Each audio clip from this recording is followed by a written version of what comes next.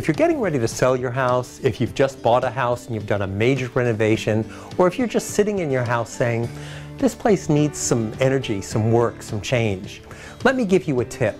And that tip is lighting. Lighting, you ask? Now, if it were me and you said that to me, I'd be running out to the store, buying 100-watt bulbs and putting them all over my house. That may not be the answer. Today we're meeting with David at the House of Lights in Scarborough, and David is a lighting consultant and expert and is really going to help us learn a little bit about lighting design.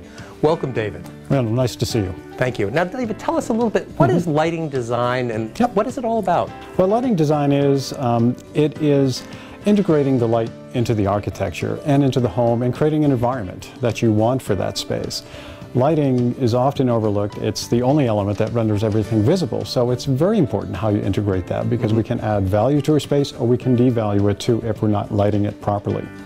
Interesting. Interesting. Now, for instance, I live in an older home, over 100 years old. Okay.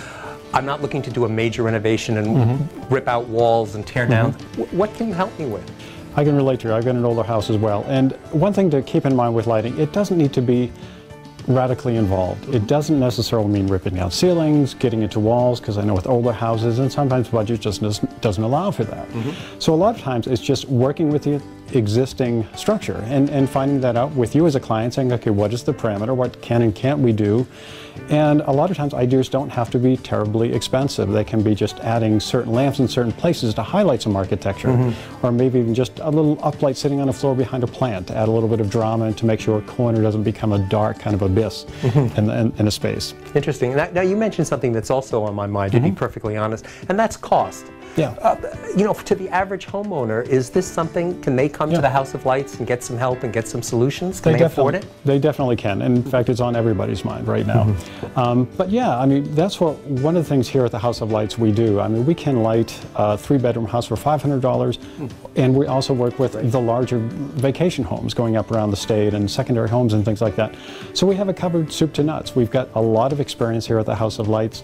I mean, right down to helping you with the light bulbs. Our light bulbs are just as inexpensive you'll find anywhere else. I saw them when I came in. Yeah, and we've got the knowledge here. We've got over 100 years experience, even just working to find you the right bulb. We're getting into full summer here, and it's an opportunity to really enjoy the outdoors as much as from out there outdoors as well as inside. So we'll be talking about that in the future too. Oh, that sounds great. Thank you very much. You're welcome. Well, I think we've learned a lot today as far as our introduction to lighting at the House of Lights in Scarborough.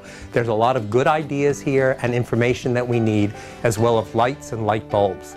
Simon Says, the House of Lights in Scarborough.